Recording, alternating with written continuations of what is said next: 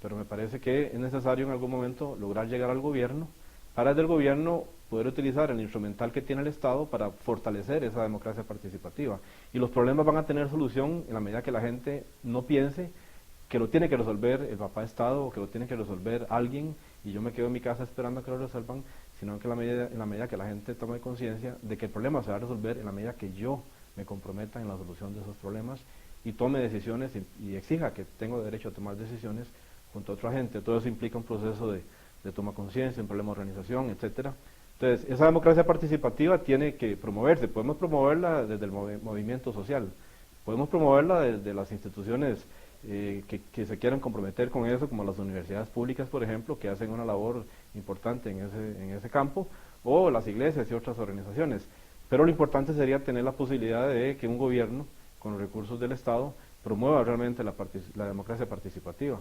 Y entonces los problemas dejarían de ser de problemas irresolubles porque la gente tendría la capacidad de tomar decisiones realmente mediante una democracia participativa que funcione adecuadamente. Pero lo cierto es que en el sistema actual no interesa que esa democracia participativa se resuelva. Yo he propuesto la idea de que sin democracia participativa no habrá seguridad social. ¿Por qué? Porque ese sistema depredador va a continuar barriendo el sistema de seguridad social porque es un estorbo para que se dé la depredación que se quiere dar y que se ha intentado dar y que dichosamente, precisamente la participación de la gente ha ido deteniendo bastante ese movimiento depredador, como ocurrió con Cruzitas, por ejemplo, o como ocurrió recientemente con San Ramón. No va a ser hablándole al oído, diciéndole, mire, cambie su forma de ser, como esa persona va a cambiar. Va a ser en la medida que vea realmente una fuerza transformadora. Por eso, para mí el concepto clave es desarrollo de una fuerza social transformadora. Una fuerza social transformadora que empuje la ruta del país y del mundo en otra dirección. Se requiere fuerza para empujar, o sea, todos lo sabemos, empujar una refrigeradora, una silla, un carro, se requiere fuerza. Y esa fuerza es lo que hay que construir, y esa construcción de esa fuerza va a depender de cómo logremos articular distintas expresiones en diferentes lugares del país. Y esa articulación, vuelvo a decir, se da a partir de los valores que queremos construir y de los procesos, ¿verdad? Que coincidamos en esos procesos. Y en la medida que esa fuerza tenga la visión de transformar, va a tener una visión estratégica, es decir, no es algo simplemente, el activismo sencillo, puro, no es lo que va a construir una sociedad nueva. Me atrevo a decir, con dolor, que el pensamiento crítico de la intelectualidad, incluso de la academia costarricense, se ha debilitado. Costa Rica es un país en el que la gran fuerza propulsora de la investigación radica en las universidades del Estado. Quien aporta los grandes elementos, quien ha aportado los grandes elementos al principio con una corriente crítica, por ejemplo, la Universidad de Costa Rica, cuando estaba marcada de una manera muy honda por la visión señera de un Rodrigo Facio, que quedó ahí, desaparecido prematuramente, lamentablemente, pero quedó ahí su impronta por muchos años. Yo diría que fue un verdadero aporte crítico del Instituto de Investigaciones en Ciencias Sociales, el Instituto de Investigaciones en Ciencias Económicas, que siguen haciendo un aporte crítico muy importante, pero a mi juicio se ha debilitado. Y en la Universidad Nacional también, la Universidad Nacional empezó con una energía vital, probablemente se la imprimió el padre Núñez, su fundador, no solo. Había otros curas y sacerdotes también muy importantes que impulsaban eso, y otros académicos e intelectuales. Pero probablemente al padre habrá que abonarle esa fuerza propulsora de un inicio. A mí me parece que con el advenimiento del modelo neoliberal se va creando una inteligencia ahí, dentro y fuera de las universidades,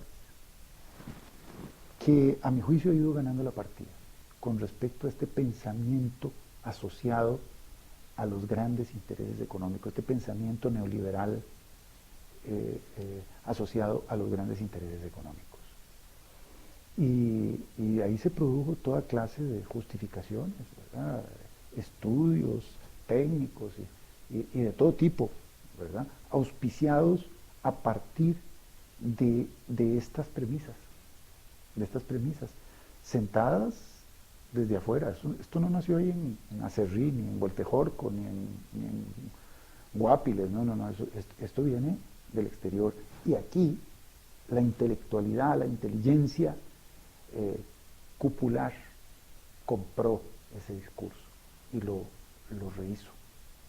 Y yo creo que las universidades, merced en lo fundamental a una pérdida de perspectiva, siguieron siendo bastiones importantes de fuerza crítica. Esto no es negro y blanco, obviamente, no es negro y blanco, pero se fueron debilitando en su vigorosa propuesta de otrora, cuestionadora, crítica, propositiva, que fue muy vigorosa toda la década de los 60, toda la década de los 70, ya con la Universidad Nacional funcionando, un poquito después el Instituto Tecnológico, la propia Universidad Estatal a Distancia, funcionando.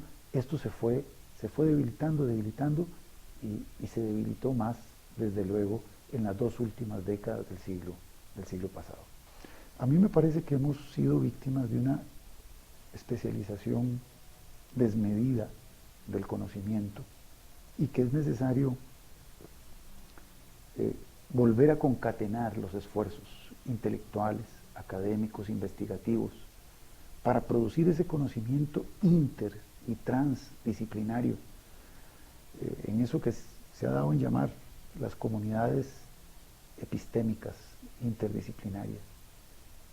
Yo sueño con eso, me parece que eso es una propuesta factible, no solo para la universidad a la que pertenezco, la Universidad Nacional, sino para las universidades, para el sistema de CONARE, el sistema de las universidades de la educación superior pública costarricense, de modo que volvamos a reconstituir esos vasos comunicantes entre las distintas disciplinas del conocimiento para volver a reatrapar esa visión holística, esa visión global, esa visión humanista, que nos permita sentir que el ser humano está en el centro de nuestras preocupaciones, de manera que aquí hay un quehacer científico, académico, un reto formidable para las universidades. Creo que nos vamos a tener que enrollar las mangas y acometer esa tarea si tenemos visión, si tenemos voluntad y si tenemos energía y si verdaderamente tenemos finalmente corazón, sentimientos y pensamiento para seguir amando al ser humano.